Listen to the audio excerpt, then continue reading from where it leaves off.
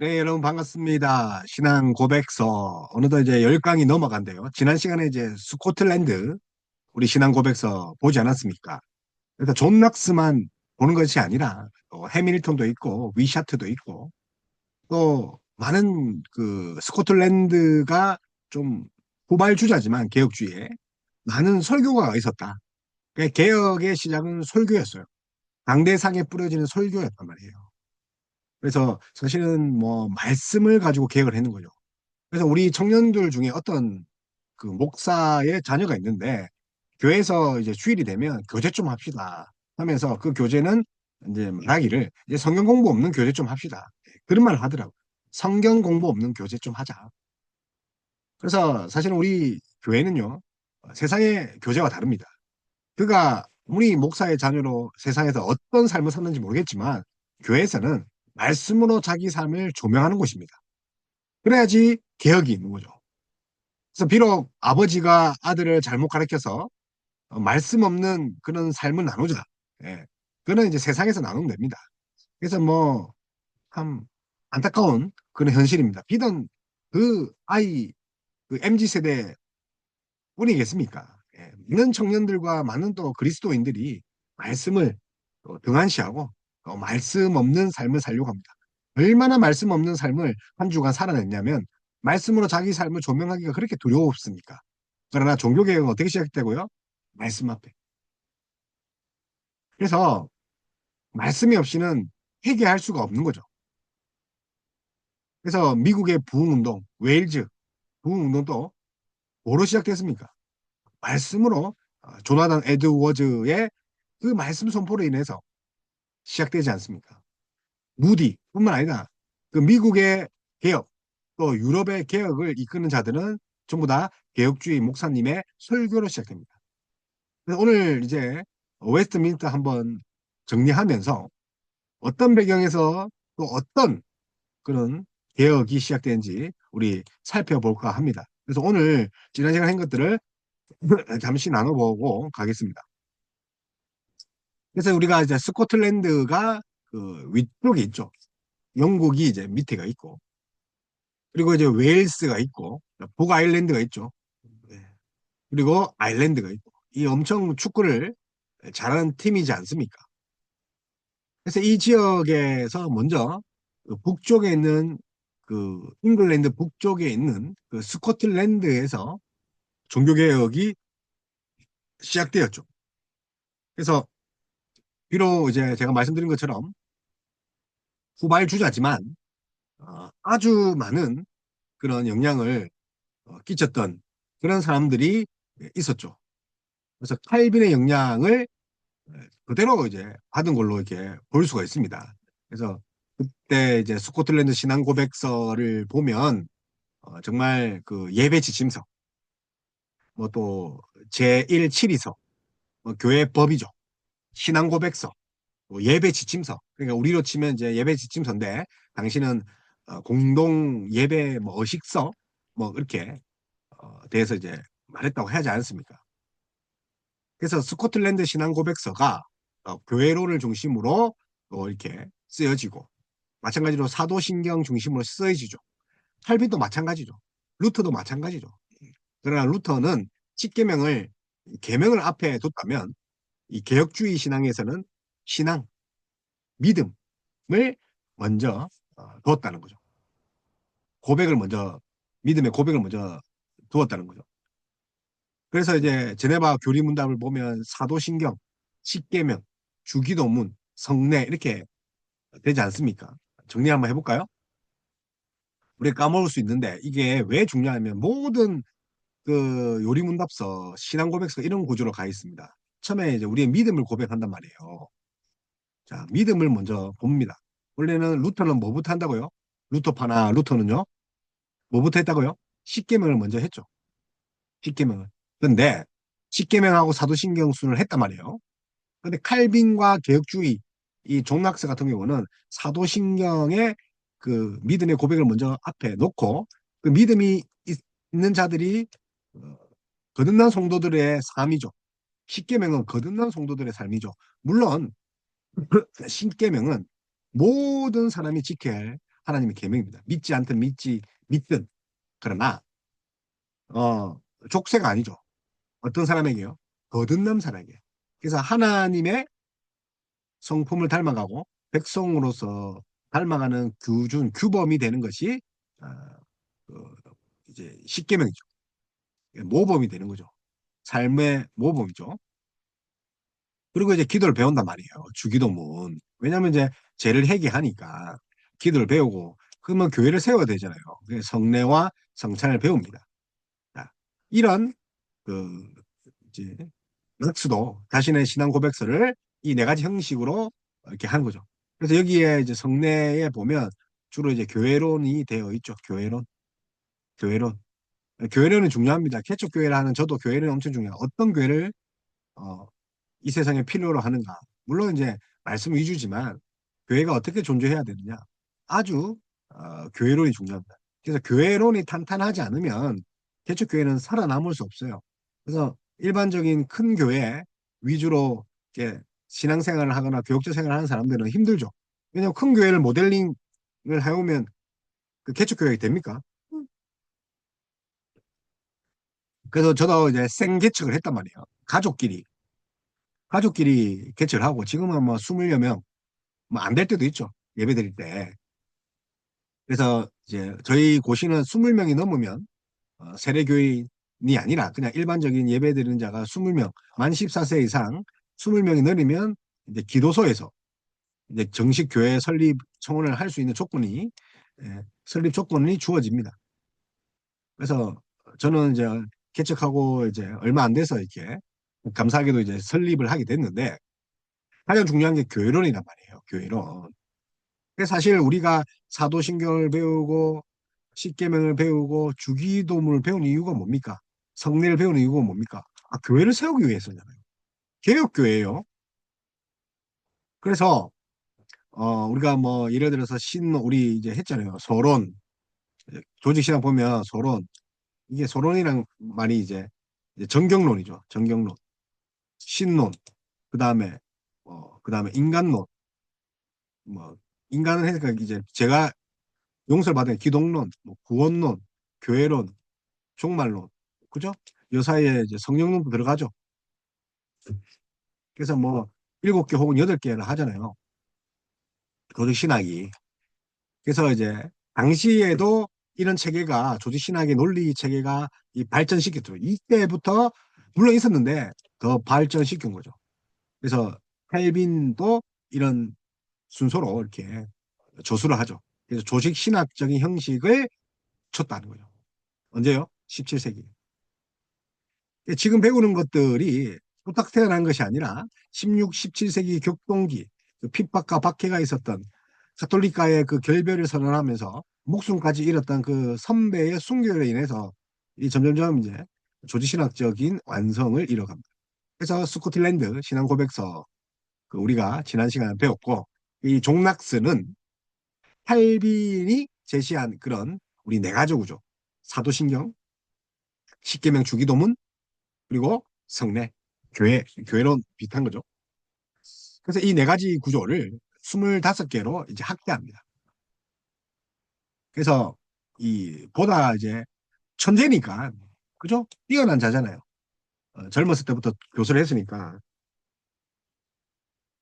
그래서 25개 구조로 이제 확대 개편합니다. 그래서 소제목을 설교적으로 이렇게 설교하고, 또 이제 자기가 이제 가르치는 거죠. 만든 교본을 가지고. 그래서 그게 고백서의 중심이 되는 거죠. 그래서 이제 교회의 정의, 뭐 예배, 성례 이런 것들을 본격적으로 가르칩니다. 그래서 이제 신앙 고백서, 사도신경의 체계에 기초해서 25개를 만들고 신론, 성경론, 인간론, 기독론, 구원론, 교회론, 종말론 이 7가지 구조. 종락스. 결론적으로 이제 스콜라, 사변적, 뭐 또 교주적, 가톨릭적 뭐 이런 것들은 하지 않습니다. 스콜라적으로 하지 않습니다. 그래서 신앙교육의 효과적인 적용을 위한 실천적인 목적이 아주 많은 것죠. 그래서 요리문답 자체가 실천적 교육적입니다. 그래서 여러분 우리가 들으면 까먹죠. 우리 들으면 까먹어요. 들으면 까먹어요. 물론 말씀을 들으면 나지만. 그래서 봐야 되죠. 보면 기억할 수 있죠. 그러나 행동하면 그죠? 절대로 사라지지 않는다. 자, 듣는 것에서 뭘로 가야 되죠? 보고 행하는 걸로.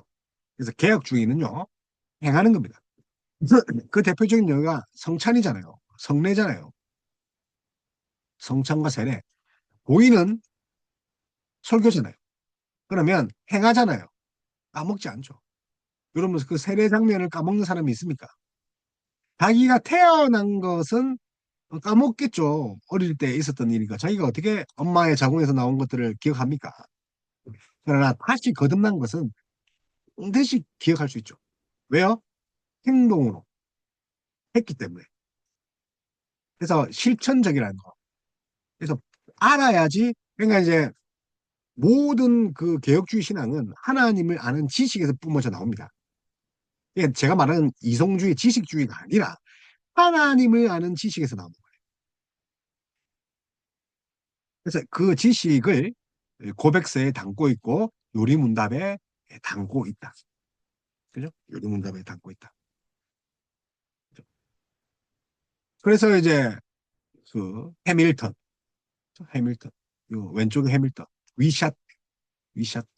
그다음에 존 낙스, 그리고 그죠? 해밀턴, 패트릭 해밀턴, 순교자죠.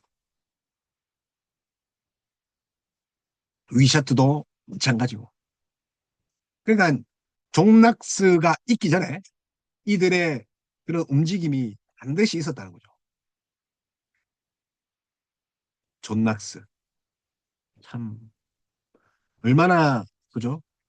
참, 이게, 그죠? 그 얼굴만 봬도 은혜롭습니다. 그래서 오늘은 이렇게 스코틀랜드 신앙 고백서를 이렇게 했고, 오늘은 뭘 하느냐? 웨스트민스터 신앙 고백서입니다. 자, 영국이죠. 우리 지도 봤죠? 영국입니다. 그래서, 이제, 스코틀랜드 장로교 신앙 고백서인 스코틀랜드를 봤다면, 이제 웨스터 민스터 신앙 고백서의 그런 그 논리적을 한번 보겠습니다. 그래서 이게 왜 중요하냐면 이 신앙 고백서가 또 많은 영향을 주는 게 있어요. 하이델베르그, 고르트 신조, 그죠? 영향을 끼칩니다. 그리고 이제 어, 이 물론 이제 지금은 변했지만 원래 초벌에는요, 이 외민은요, 33개의 구조가 우리 방금 했던 신론부터 7개의 조직 신학적 체계를 확립하는 아주 중요한 특징을 가지고 있죠. 33개 그 구조를 했죠. 항이 34망 있죠. 그래서 이제 우리가 봤던 이 영국입니다. 북 아일랜드 밑에 있는 영국의 종교 배경은 다른 나라와는 달리 국가교회 내지 민족교회로 형성되어 있죠. 그래서 왕조가 종교의 영향을 끼칠 수밖에 없었던. 자, 핍박했던 대표적인 인물이 뭐 메리도 있지만 영국의 헨리 8세, 그죠? 자, 영국의 헨리 8세, 그리고 이제 에드워드 6세. 들어봐요. 에드워드 6세. 그 다음에 이제 누가 압니까? 메리 여왕이 있죠. 그리고 엘리자베스, 친 기독교죠. 엘리자베스. 자, 엘리자베스 1세 여왕이죠. 자, 그 다음에 제임스 1세. 그 다음에 찰스 1세. 이런 그 기독교 변화를 거치면서 기독교와 가톨릭의 세력이 그 서로 대립을 합니다. 그래서 헨리 8세부터 찰스 1세까지 누구와의 전쟁입니까? 종교 전쟁이라 보다는 이 카톨릭 이단이라는 카톨릭과의 끊임없는 개혁을 이루고 있는 거죠. 그래서 헨리 8세는 이혼 문제로 로마 카톨릭과 반대 입장을 표명하죠. 로마 카톨릭과. 그래서 왕이 영국 그 국교회죠. 유일한 최고 머리라는 수장령을 발표합니다. 헨리 8세. 수장령. 그러니까 이제 교황이 아니라 누구라고요? 그죠? 왕, 황제가 국가교회의 토대를 놓는 거죠. 그래서 엘리자베스 1세까지 이어집니다. 엘리자베스 1세. 결국 영국 국교회는 헨리 8세부터 이제 출발하는데 이게 어떻게 되냐면 이제 카톨릭처럼 감독제, 감리도 감독제죠. 그래서 감리할 때 감자죠. 감독제가 확립돼요. 이것은 곧 개혁주의에게 최대의 개혁 대상이 됩니다. 그러니까 황제가 어, 그 교회의 머리가 되는 거죠. 그래서 이제 그것 때문에 이제 종교 분리 이야기 지난 시간에 했죠. 그두 나라 두 도성 이야기도 하고 루터도 어거스틴 나왔죠. 그죠? 그래서 수장령을 말한 사람이 누구라고? 수장령 헨리 8세. 그래서 아주 이제 중요한 그 배경이 되는 게 수장령입니다. 대가 그 머리 숫자죠. 장이죠. 교회의 장이 누구라고요? 닭이다. 헨리 8세다. 왕이다. 그래서 결국 감독제가 교회 통치의 대표적인 그, 자리를 잡는 거죠. 엘리자베스까지. 그래서 반개혁교회적인 입장을 지난 고백서를 통해 설명하죠. 반개혁적인 영국 국교회죠. 영국 국교회는 반개혁교회적인 개혁교회를 반대하는 입장이죠. 그래서 8세는 크레먼의 도움을 받아서 쉽게 신조를 합니다. 우리는 이 들어보지 못했죠. 왜냐하면 우리는 개혁주의니까 이 반개혁주의적인 것을 보지 않습니다. 그래서 이제 우리 감독제, 통제주의는 보지 않습니다. 10개 신조. 그래서 사실은 우리 이제 그런 게 있어요. 가톨릭에서는 우리 개혁주의 교회가 안호국밥이다. 예, 맞아요. 그래서 우리는 이제 뭐 이런 것도 있죠. 뭐 이제 좋게 말하면 경쟁이죠. 지교회 개념이 거의 사라지고 있는 거죠. 하나의 교회지만 그 에클레시아가 주님의 몸된 교회지만 그 각자의 독특성을 인정해 준 거죠. 경쟁을 하는 거죠. 누가 도태될 수도 있고 뭐 10,000명의 교회를 할 수 있고 10명의 교회도 할 수 있죠. 그래서 우리 통제하지 않습니다. 왜요? 감독제에서 벗어났기 때문에. 그래서 10개 신조라는 그 반개혁주의 입장 그런 것들을 보지 않습니다. 우리는 보지 않아요. 그래서 1536년 헨리 8세가 크레먼 뭐 외울 필요는 없어요. 중요하지 않으니까. 크레머에 의해서 10개 신조를 이제 만듭니다. 그래서 우리 크레머 알죠? 군대 가면 폭파 장치. 그러니까 이제 개혁주의를 폭발하죠. 크레모아. 크레먼 외우고 싶죠? 그래서 미사, 고해성사, 그 칠성례를 하잖아요. 그래서 이제 화채설, 그래서 마리아 찬양, 뭐 성직자, 연옥 그런 잔재가 많이 남아있던 그게 십계 신조다. 그래서 화채설이 뭡니까? 화. 변한다. 채, 몸으로. 자, 무슨 말입니까? 우리 성찬을 할 때 이 떡과 포도주가 우리는 개혁주의는요. 개혁주의 문제 할게요. 자, 이게 영적 의미죠. 그러나 동시에 실체적입니다. 영적이면서 실체적인데 이 루터파 같은 경우는 합체설이에요. 그러니까 떡과 피가 그 실제로 변한다는 거죠. 뭘로요? 예수님의 피와 떡로 영적인 것을 거부하는 거죠. 뭐라고요? 영적인 거 거부했다. 그래서 떡과 피를 진짜 마시는 게 된다. 그래서 뭐 의미는 좋은데 우리 개혁주의에서는 화채설이 아니다. 화채설이 아니다. 그래서 이제 어, 루터의 화채설은 떡과 피가 진짜 예수님의 몸처럼 변한다. 그걸 보지 않죠. 그래서 이제 1538년에 여기서 이제 36년 38년 되죠. 루터파 신자들과의 합으로 10조에서 13개조로 이렇게 우리 또 장로교 조선에 10개 명이 있죠. 10개 신조가 있죠. 뭐 어쨌든 뭐 영향을 많이 받았겠죠. 그래서 어거스틴의 신앙 고백서에 기초하여 만든 특징이 있죠. 13개조. 루터와 시작을 한다. 루터파와. 그리고 39년에, 이듬해에 39년 6월에 그 13개로 만족하지 않고 6개의 줄이 달린 이 채찍이라는 그 피의 신조, 6월에 피의 신조라는 그 6개의 채찍이 달린 그 6개의 신조를 작성합니다. 그러니까 발전하고 있는 건지 모르겠지만 발전하고 있겠죠. 그래서 하체설을 엄격히 채택합니다. 왜 하체설을 부인하니까. 우리는 하체설 아닙니다. 영적 임쟁설이죠. 자, 그러면 이제 뭐 봐요. 이게 루터죠. 쯔빙글린. 쯔빙글린도, 쯔빙글린도, 쯔빙글린도, 그 스위스의 쯔빙글린도 사실 그 루터와 대립을 하는 거예요. 우리는 영적, 루터는, 저기 칼빈과 대립이죠. 칼빈은 뭐라고 했어요? 영적이면서 실체성이다. 예. 근데 쯔빙글린은 그걸 또 실제적으로 봤단 말이에요. 영적인 것을 거부했단 말이에요. 그래서 이제 불린 거. 이 쯔빙글리의 제자가 하인리 불린거 그죠? 불린거. 불린거는 이 성찬에서 누굴 따르냐면 영적과 실체적인 동시에 있다는 그 칼빈의 그 성례론을 따릅니다.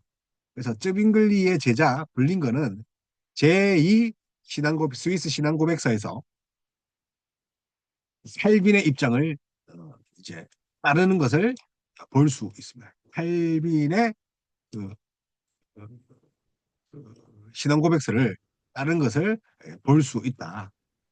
그래서 그만큼 이제 성찬론에 있어서 많은 분쟁이 있었다고 계속 말하고 있습니다.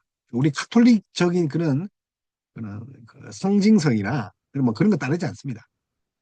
그래서 6개의 줄이 달린 채찍이라는 6개 신조, 6, 그죠? 아티클 액을 이제 대두로 해서 하체설을 채택합니다. 빵과 포도주의 그 이종 배찬을 응대합니다.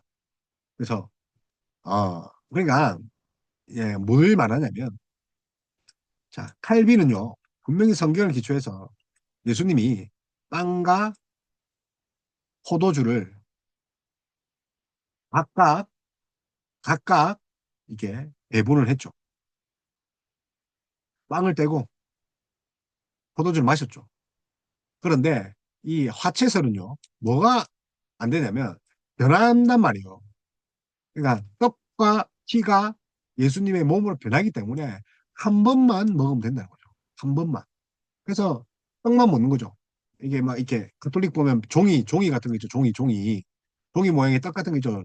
동그랗게 생긴 거. 그거만 먹잖아요. 가톨릭은요. 미사할 때. 그래서 여기서 나온 거예요. 그래서 이종 배찬을 반대하는 거죠. 이종 배찬을 어디서 나왔다면 이게 채설에 나왔다니까요. 채설에서 이종 배찬을 금지한다.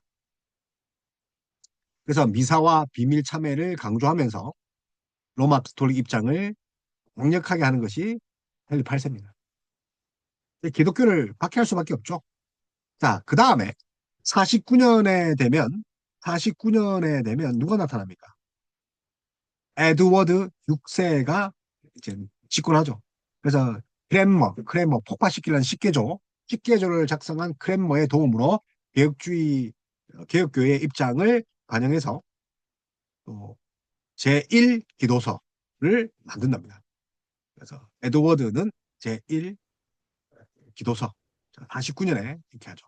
그래서 성경을 읽게 하고 잔을 성도들에게 나눠주게 하는 개혁적 입장을 반영했으나 죽은 자를 위한 기도, 비, 종류 등의 내용이 담겨져 있다는 엑스톨릭적인 성향이 되어 있습니다. 그래서 그랜머가 식계조를 작성했죠.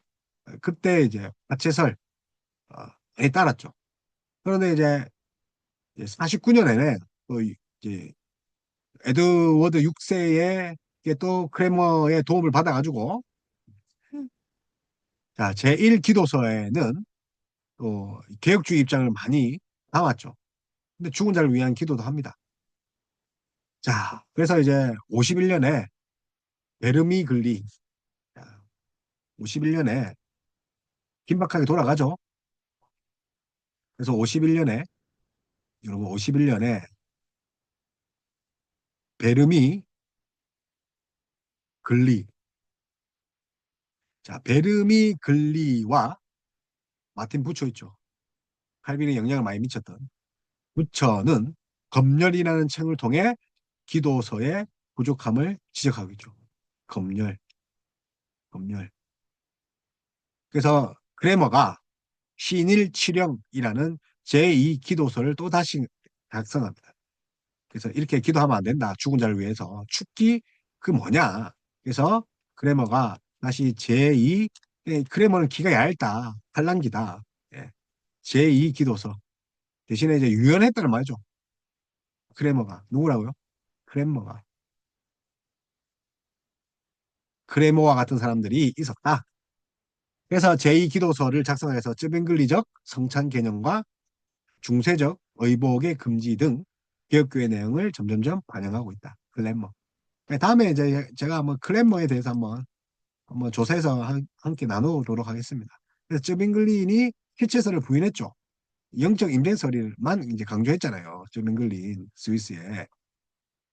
그래서 또 중세 예복의 그 제사장의 의복들도 그러니까 이제 스톨릭적 그 화려한 금 바짝바짝한 것들을 또 금지시켰죠. 그래서 제2 기도서를 작성하던 그랜머가 종락스를 포함하여 신학자들과 함께 42개 신조 이제 더 늘어나죠. 그러니까 신조 42개 신조.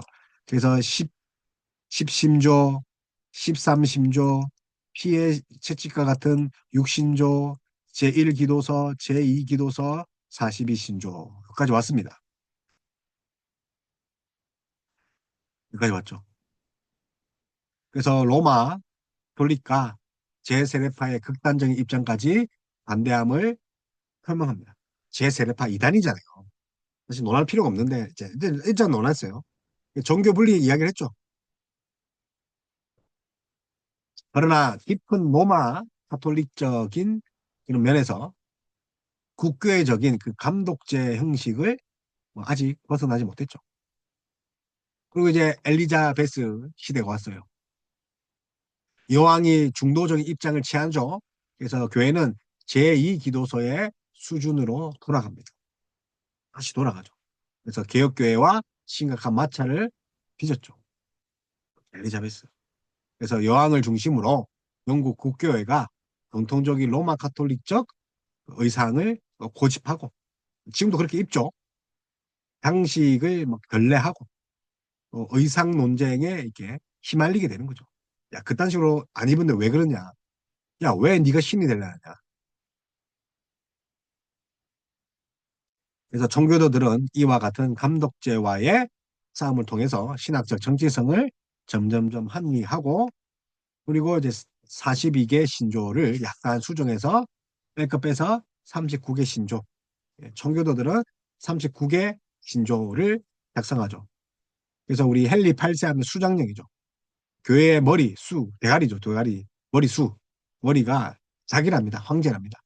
그걸 옹호하고 이중 예정을 취하지 않으며 이중 예정 그리고 선택과 유기 말이에요. 선택과 유기 예배 의식서를 강조하는 경향을 나타내고 있는 것이 바로 이제 청교도들의 입장을 많이 반영하기도 했으나 39개 신조가 근데 진짜 중요한 후장령은 또 붙어 먹는 거죠. 황제에게 붙어 먹었죠. 이중 예정도 취하지 않았고 예배 의식서를 또 강조하고 이런 왕조의 역사와 신조 사이의 흐름을 살펴보면 영국 교회의 역사적 배경 안에서 감독제와 이를 반대하는 우리 청교도들의 신학적 갈등을 엿볼 수 있죠. 그래서 로마 카톨릭적 요소를 어떻게 배제하느냐, 국가주의와 민족주의를 어떻게 봐야 되느냐, 교육자와 교육자의 부도덕한 그 모습과 국교의 도덕적인 이완을 어떻게 볼 건가. 그래서 순수한 개혁교회적 교회 정치, 장로 정치를 말합니다. 장로 정치, 순수한 종교 분리 원칙 및 보다 순수한 칼비주의 신앙을 어떻게 세울 것인가. 여기에 전부 다 담겨 있다는 거죠. 어디에요? 신앙 고백서에. 그래서 자, 우리는 감독제가 아니고 장로 정치죠. 그죠? 맞죠? 자, 우리는 감독제가 아니죠. 예, 감독제가 아니고 우리는 장로 정치다. 그래서 당회가 있죠. 그래서 갈등이 1600년대 들어서 엘리자베스 1세가 주사가 없이 스코틀랜드의 이 제임스 6세에게 왕위가 넘어가죠. 제임스 6세를 영국의 제임스 1세로 통합하는 거죠. 그래서 이제 우리 스코틀랜드에 주사가 없으니까 스코틀랜드의 그 우리 지도 봤죠? 6세가 이제 왕이 영국에 오면 6세가 뭐가 되는 거죠? 1세가 되는 거죠. 합치는 거죠. 그래서 제임스 1세 영국의 본국에서부터 강력한 감독제를 표방한 사람이죠. 그래서 국교에는 청교도들을 핍박하고 누가요? 제임스 야고보죠. 야고보 1세 감독제를 다시 회복시키기 위해서 1618년대 1618년 8월 25일 법정과 주교들이 결정되어서 제임스 1세의 왕명으로 퍼스 5개 조항 그 유명한 퍼스 5개 조항 제시하에서 목회자들이 지키도록 강조했다. 지키도록 강조했다. 퍼스 5개 조항. 뭘 강조했겠죠? 감독제겠죠.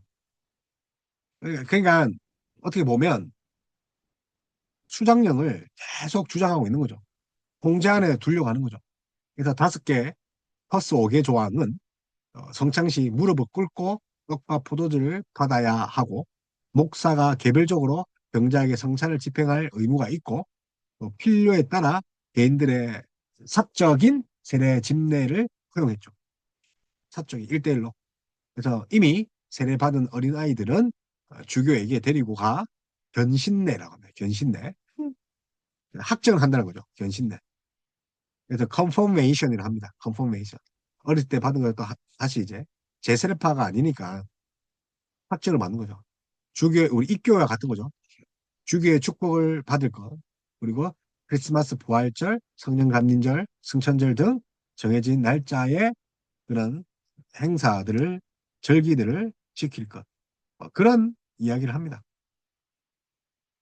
그래서 이 외에도 제임스 1세 그 수장령 감독제를 하고 지키기 위해서 청교도의 번성을 막으려 하겠죠. 그래서 스포츠의 선언, 일명 스포츠 선언이라고 합니다.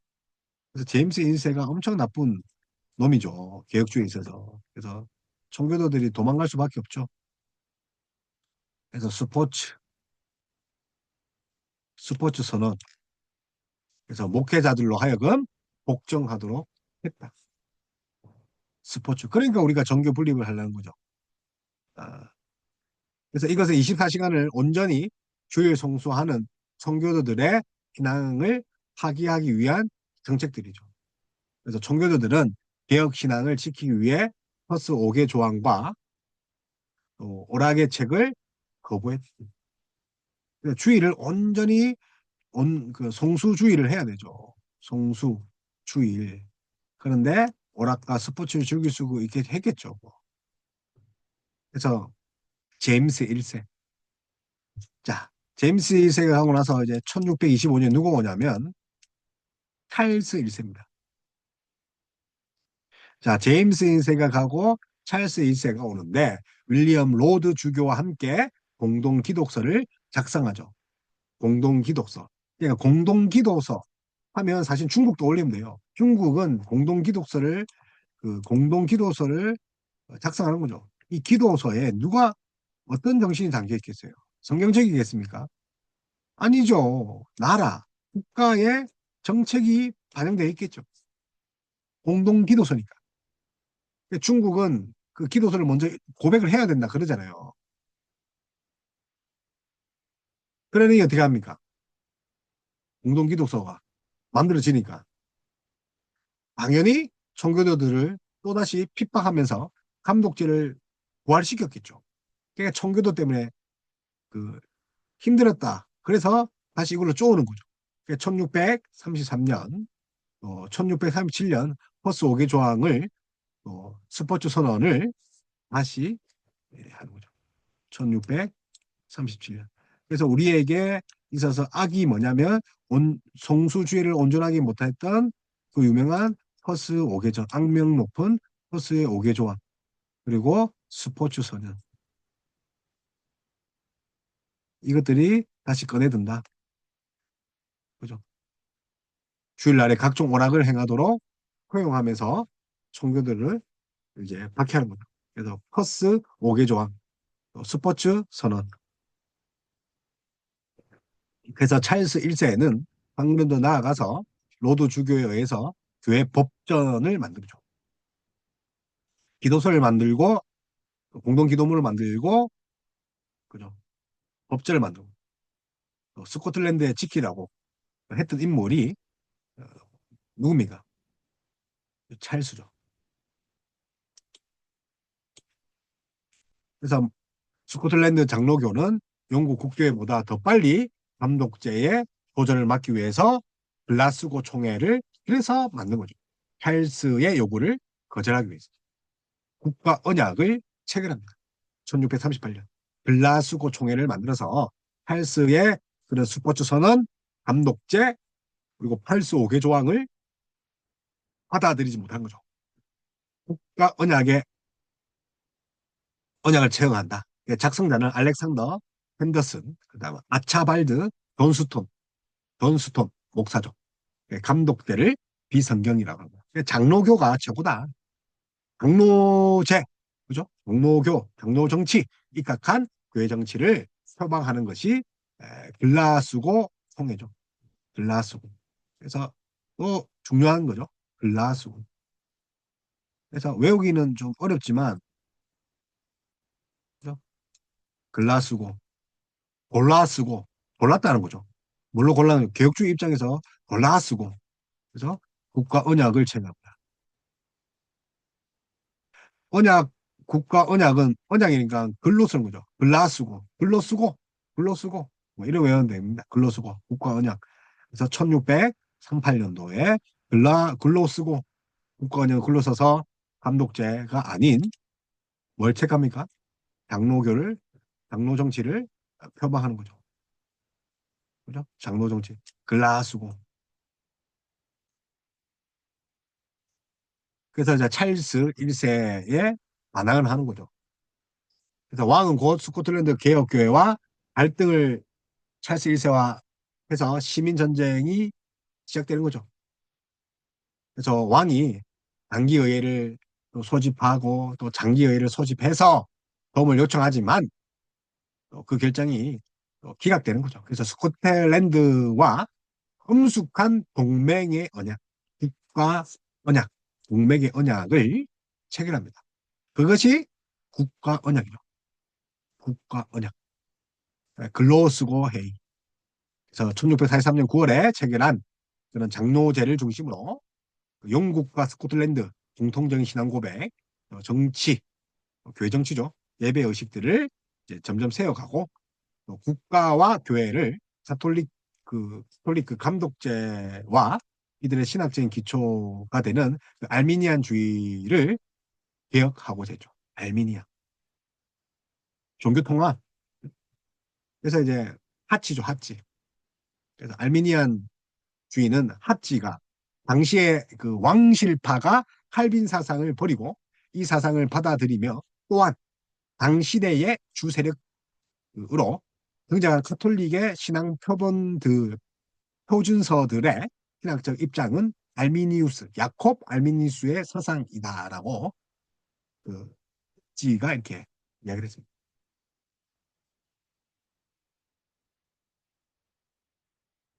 그래서 이제 명대에 가장 영향력을 미쳤던 신학이었기 때문에 형식적인 면에서는 감독제와의 싸움이지만 신학적인 원리에서 누구와의 싸움입니까?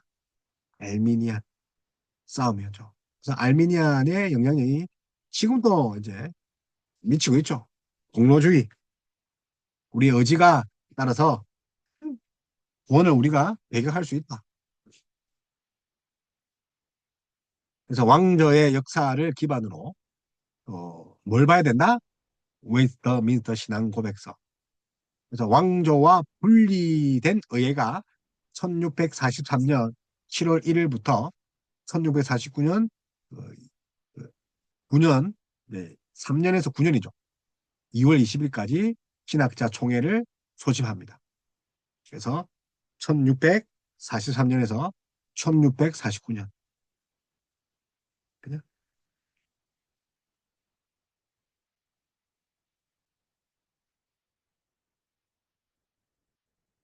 그래서 이제 네, 적어보면 자, 이제 웨스트민스터가 그런 찰스 제임스 그 1세, 6세가 이제 1세가 됐고 자, 이제 찰스까지 왔는데 1643년이죠.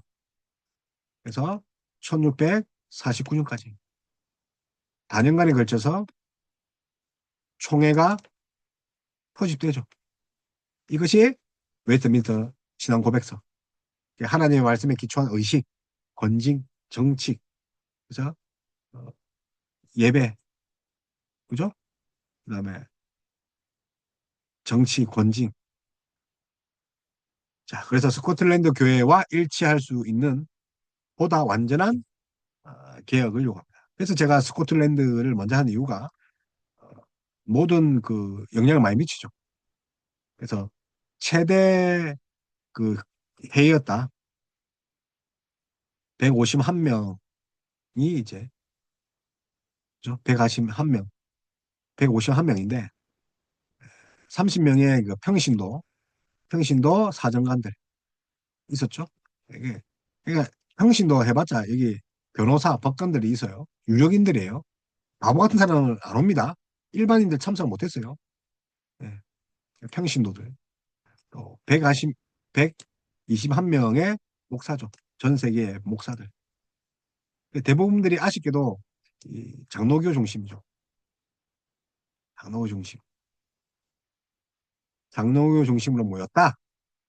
그래서 뭐 물론 이제 감독 뭐 이렇게 때를 표방하는 또 있었고 국가교회, 독립교회 파도 있었고 에라스무스 뭐 파도 있었고 하여튼 구성은 좀 출력했는데 그 종의 구성 그 인원들이 네파로 이렇게 형성되었기 때문에 일반 예배 규범과 신앙 고백서는 차이를 나타내지 못했죠. 그래서 국가와 국가의 관계, 교회 자체의 정치적 문제는 마지막까지 뭐 이렇게 심도 있게 다뤘죠. 그러니까 뭐 일치를 못 봤다 그 말이죠. 예. 그래서 뭐 감독제도 있었고 뭐 독립제도 있으니까 그러니까 그 민주주의였잖아. 그러니까 이제 130명이 이제 대부분들이 장로교예요. 130명의 목사가 소수에 불과한 그 감독교회와 독립교회 또 에라스티안 그죠? 그런 파들의 이야기를 경청해 줬단 말이에요. 열린 회의였다. 그래서 웨스트민스터 신앙고백서의 역사적인 배경은 영국 왕조와 감독제, 또 신학적으로는 알미니안을 위해 배격하기 위한 목적이라는 거. 그래서 결국은 이제 감독제, 그다음에 영국의 그 수장령을 고집했던 헨리 8세처럼 영국 국왕의 황실, 그 왕권의 그런 견제, 또 신학적으로 봤을 때는 알미니안, 알미니안 이것들을 배격하기 위해서 싸웠다. 논중을 했다. 그래서 교회를 바르게 세우고 보호하기 위한 실천적인 목적에서 만들어진 것이 어, 그래서 이제 교회법이 교회론 중심이죠. 그래서 교회법 예배 지침서가 이제 생겨나는 거죠. 그래서 웨스트민트 신앙 고백서 체계 그죠?가 잡히는데 이 체계가 하이델베르그 요리문답 보르트 신조 영향을 미친다. 그래서 하이델베르그 요리문답 비참 우리가 비참함을 이야기를 하죠. 제1문학 우리의 위로 진정한 위로는 무엇입니까? 구원, 감사 이 세 개의 구조가 있죠. 그래서 이것만 조금만 볼게요. 죄송한데 그 칼빈의 우리 그 신앙 고백서의 구조가 어떻게 되십니까? 이제 사도신경, 십계명, 기도, 주기도문, 그다음에 이제 성대종. 자, 이거를 좀 더 또 이제 풀어야 되잖아요. 그대로 따라가기 그러니까. 자, 비참함, 우리의 비참함, 죄로 말미암아 하나님 깨닫지 못하는. 그러니까 우리 구원을 해야 되는 거죠. 그리고 우리가 범사하는 거죠. 이 세 개로 압축한 게 비참, 구원, 감사. 그래서 비구감이죠. 비구감. 비호감이 아니라 비구감. 이게 하이델베르그의 세계 구조입니다. 비구감. 아셨죠? 그래서 개혁주의의 교리문답서에 있어서 뭐 제네바 교리문답, 하이델베르그 요리문답, 웨스트민스터 뭐 소요리문답 이런 교리문답의 형식을 취하는 가장 대표적인 교리문답들인데 칼빈의 제네바 교리문답은 이렇게 이렇게 네 가지 구조로 이렇게 되어 있고 하이델베르그는 이렇게 세 가지 구조로 이렇게 바꿔서 이렇게 완성되었던 시기죠. 그래서 이런 배경으로 하이델베르그도 영향을 많이 미쳤고 어, 이제 칼빈의 신학적인 입장이 또 이렇게 영향을 미치고 있는데 이 다른 부분들에 대해서는 또다시 설명할 부분이 있었어요. 있습니다, 사실은 있는데 일단은 뭐 다음 시간에 이 하이델베르그와 웨스트민스터 요리문답 이런 차이들을 이제 봐야 되잖아요. 이런 배경이 있었다. 음, 아주 중요하죠. 오늘은 이런 배경 안에서 근데 감독제와 수장령, 핍박, 어, 가톨릭과의 결별, 죽은 자를 위한 기도 없애기 위해서 예, 클lem머가 있었고 그 클lem머가 이제 점점점 이제 기가 얇아서 결국 개혁주의 입장으로 돌아서고 톨릭을 또 배제하고 기도문이 나오고 또 기도문을 만들어서 뭐 종교와 분리가 합체시켜서 통제를 하려고 하고 그런 것들이 21세기 지금도 일어나고 있다는 거예요. 예, 그럼 뭐 우리가 뭘로 돌아가야 되죠? 다시 성경으로 돌아가야죠. 그래서 신앙을 지키는 것은 뭡니까? 들으면 신앙이 생기는데 들으면 까먹잖아요, 우리 인간이. 그래서 어떻게 합니까? 눈에 봐야 되죠. 그래서 좋은 모델링이 돼야 되고 모델링뿐만 아니라 우리가 직접 실천하면 우리 인생이 기억되는 거죠. 지워지지 않는다.